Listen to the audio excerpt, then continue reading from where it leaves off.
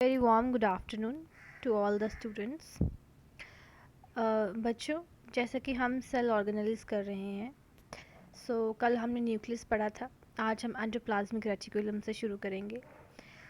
Endoplasmic reticulum और ER, ये जो सेल ऑर्गेनेली है, ये इलेक्ट्रॉन माइक्रोस्कोप के अंडर विजिबल है और इसका स्ट्रक्चर कुछ इस तरह से है कि ये दो भागों में डिवाइडेड है, like rough endoplasmic reticulum and smooth endoplasmic reticulum.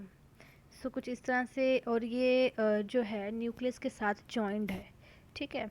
So it is joint with the nucleus, the outer membrane of nucleus, and वहीं से ER मीन्स की उसकी मेम्ब्रेन शुरू होती है. और मेनली रफ एंडोप्लाज्मिक रेटिकुलम काफ़ी क्लोज है न्यूक्लियस के साथ, और जितने भी राइबोसोम्स प्रेजेंट है रफ एंडोप्लाज्मिक रेटिकुलम पे, जो कि उसे रफ एंडोप्लाज्मिक रेटिकुलम बनाते हैं. राइबोसोम्स की प्रेजेंस की वजह से ही उसकी सरफेस इतनी स्मूथ नहीं है और वो रफ एंडोप्लाज्मिक रेटिकुलम कहलाता है, और वहाँ पे प्रोटीन की सिंथेसिस भी होती है. जो स्मूथ एंडोप्लाज्मिक रेटिकुलम है वो ट्यूब्यूलर फॉर्म में है, और जो रफ एंडोप्लाज्मिक रेटिकुलम है वो रफ फॉर्म में है.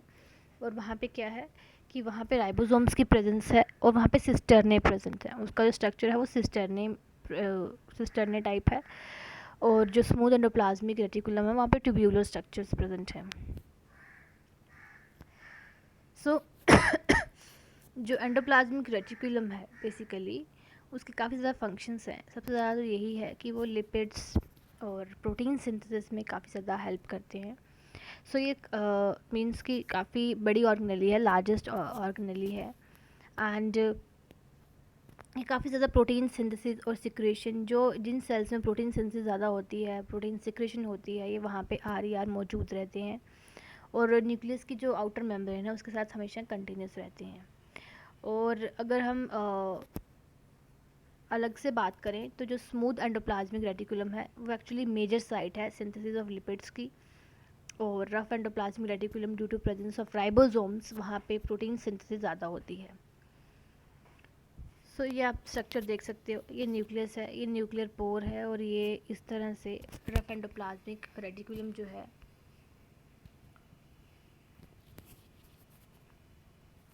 वो एसोसिएटेड है, और ये राइबोसोम्स प्रेजेंट हैं. Now Golgi apparatus. Golgi apparatus का नाम गोल्गी इसलिए पड़ा था क्योंकि जिन साइंटिस्ट ने इनको डिस्कवर्ड किया था उसका नाम था कैमिलो गोल्गी. ये डेंसली स्टेन्ड रेटिकुलर स्ट्रक्चर्स हैं जो न्यूक्लियस के पास होते हैं. ठीक है. मतलब just like close to the ER. They consist of many flat, disc-shaped sacs or cisternae of 0.5 nanometer to 1.0 nanometer diameter. They are stacked parallelly arranged हैं वो एक दूसरे के. Varied number of cisternae are present in Golgi complex. Golgi complex की presence जो है cells में number में variation है. Golgi cisternae are concentratedly arranged near the nucleus with distinct convex cis or the forming phase and the convex trans or the maturing phase. The cis and the trans phases of the organelle are entirely different but interconnected. Golgi apparatus का structure कुछ इस तरह से है कि यहाँ पे cisternae present है और एक सिस फेस है, एक ट्रांस फेस है. जो सिस फेस है वो फॉर्मिंग फेस है, वहाँ पे वेसिकल्स, प्रोटीन, सब ये सब चीज़ें, मॉलिक्यूल सब बनते हैं.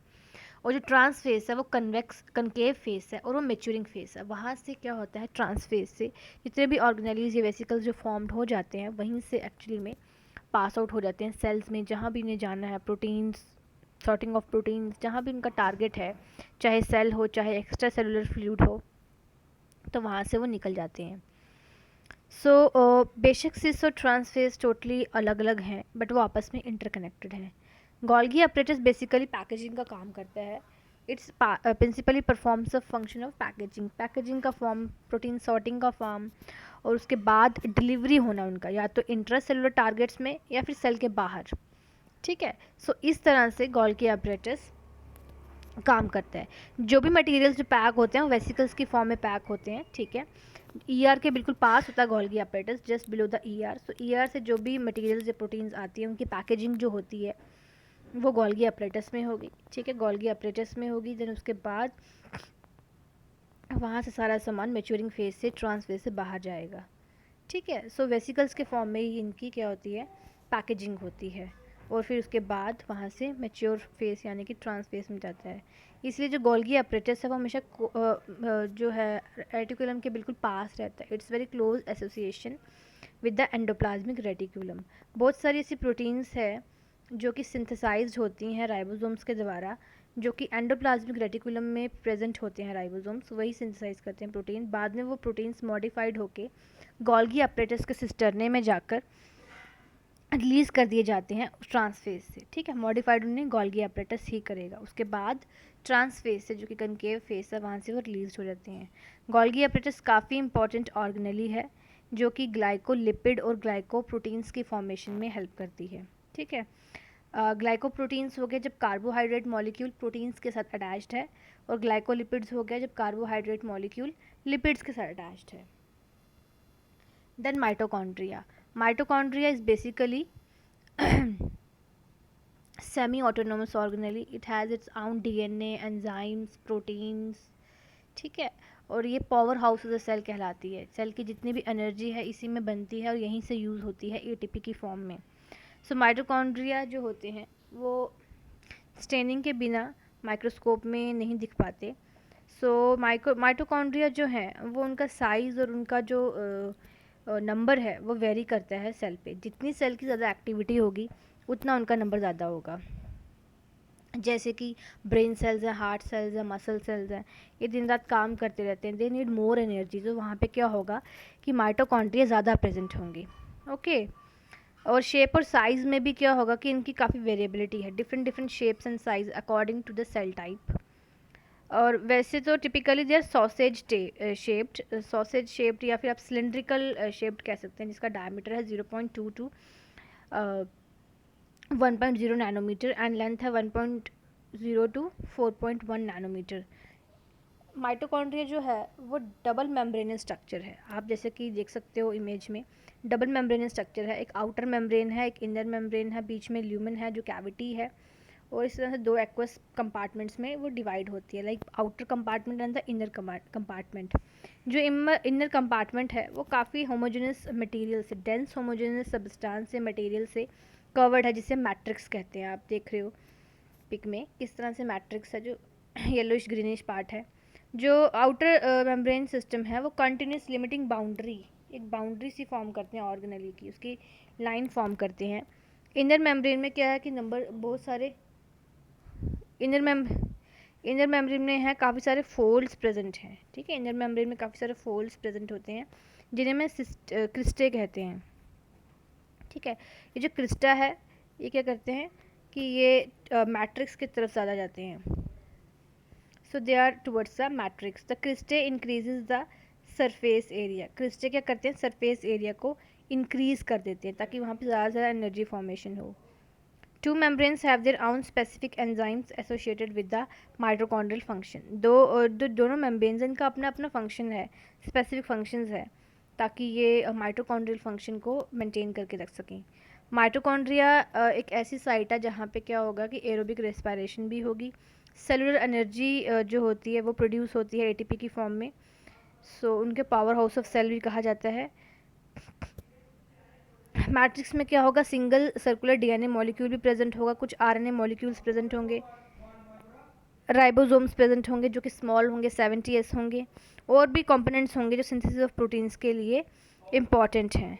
बाकी जो है कि माइटोकॉन्ड्रिया जो है वो फिजन से डिवाइड करता है, जैसे 1 सेल ब्रेक होकर 2, 2 to 4, 4 to 8। ठीक है, फिजन से काम करते हैं।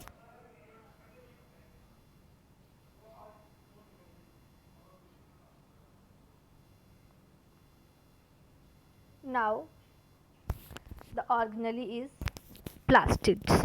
ठीक है, प्लास्टिड्स जो होते हैं वो ऑलमोस्ट सभी सेल्स में होते हैं, और जितने भी यूग्लिनॉइड्स हैं लाइक यूग्लिना उन सब में प्रेजेंट होंगे। ठीक है, so their colour imparting pigments, colour provide करते हैं, और माइक्रोस्कोप के अंदर हम इन्हें आराम से देख भी सकते हैं। इन सब के पास कुछ ना कुछ स्पेसिफिक पिगमेंट्स होती हैं जो स्पेसिफिक कलर्स इम्पार्ट करते हैं प्लांट्स के पार्ट्स को। जैसे कि एक प्लास्टिड है chloroplast, chromoplast and leucoplast. Chloroplast जो है उसके पास क्लोरोफिल पिगमेंट है जो ग्रीन प्लांट्स को ग्रीन कलर प्रोवाइड करती है, और ये क्या करती है कि सन की लाइट एनर्जी को ट्रैप करके फोटोसिंथेसिस के प्रोसेस को चलाती है। और क्रोमोप्लास्ट जो है वो फैट सोल्यूबल कैरोटीनाइड्स पिगमेंट जैसे कि कैरोटीन, ज़ैंथोफिल्स, वो ये सब चीज़ें प्रोवाइड करती हैं और इनसे क्या होता है, इन पिगमेंट से कलर इम्पार्ट होता है, जैसे कैरेट में कैरोटीन। ठीक है। So this gives the part of A plant a yellow, orange और रेड कलर। ठीक है। और ल्यूकोप्लास्ट जो होते हैं वो बिल्कुल ही कलरलेस प्लास्टिड्स होते हैं। They just store the food materials और फूड न्यूट्रिएंट्स। लाइक अमाइलोप्लास्ट जो हैं वो कार्बोहाइड्रेट स्टार्च स्टोर करते हैं पोटैटो ट्यूबर में। इलियोप्लास्ट जो हैं वो ऑयल स्टोर करते हैं। ठीक है। और एलियोप्लास्ट जो हैं वो मेज प्लांट में प्रोटीन स्टोर करेंगे। So majority of the chloroplast of the green plants are found the mesophyll cells of the leaves. Chloroplast कहाँ पे होंगे? हमेशा मेसोफिल सेल्स में होंगे। ठीक है। ग्रीन लीव्स के मेसोफिल सेल्स में होंगे। और ये जो क्लोरोप्लास्ट होते हैं ये लेंथ शेप होते हैं, ओवल होते हैं, स्फेरिकल भी हो सकते हैं, डिस्कॉइड भी हो सकते हैं, या फिर रिबन लाइक भी हो सकते हैं। ठीक है। और इनकी लेंथ बिल्कुल वेरी करती है according to cell type, like 5 to 10 nanometre इनकी लेंथ रहती है, एंड विड्थ होती है इनकी 2 to 4 नैनोमीटर। इनका नंबर भी है वेरी करता है, जैसे क्लामाइडोमोनास है वहाँ पे एक ही क्लोरोप्लास्ट में प्रेजेंट होगा। और जैसे ग्रीन एल्गी हैं, ठीक है, वहाँ पे 20 to 40 प्रेजेंट होंगे पर सेल में। ठीक है। In mesophylls like mitochondria the chloroplast are also double membrane bound. ठीक है। ये डबल मेम्ब्रेन ऑर्गेनेलिस हैं, इनका भी अपना डीएनए है, अपने राइबोसोम्स हैं, एंजाइम्स हैं। एंड इनर और आउटर मेम्ब्रेन जो हैं उनके अगर कंपैरिजन में देखा जाए तो जो इनर क्लोरोप्लास्ट मेम्ब्रेन है वो थोड़ी कम परमिएबल है, आउटर वाली ज़्यादा परमिएबल है। और जो स्पेस है इनर, जितनी भी स्पेस जो इनर मेम्ब्रेन में जो है प्रेजेंट है उसे हम स्ट्रोमा कहते हैं। ठीक है। अब आप स्पेस कह सकते हो, स्ट्रोमा कहते हैं उसे हमें।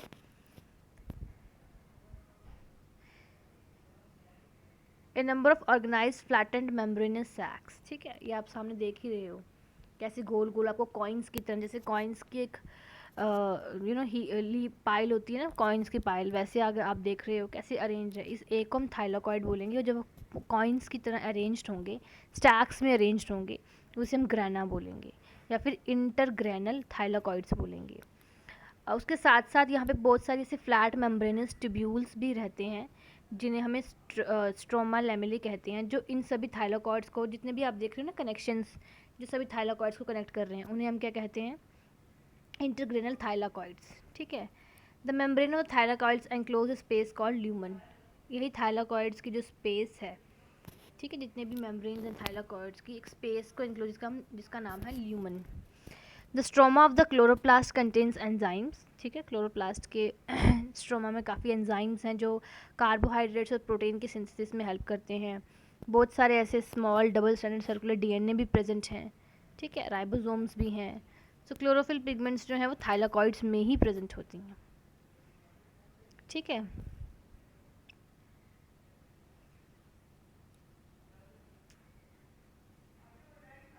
The ribosomes of the chloroplast are smaller 70s than the cytoplasmic ribosomes.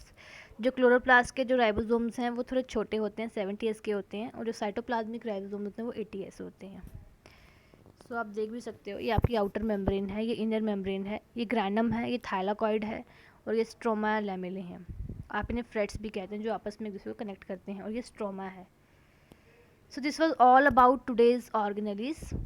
Next हम नेक्स्ट लेक्चर से शुरू करेंगे जो थर्सडे को होगा। सो आई होप आप सबको समझ आ गई हो। God bless you and thank you to you all.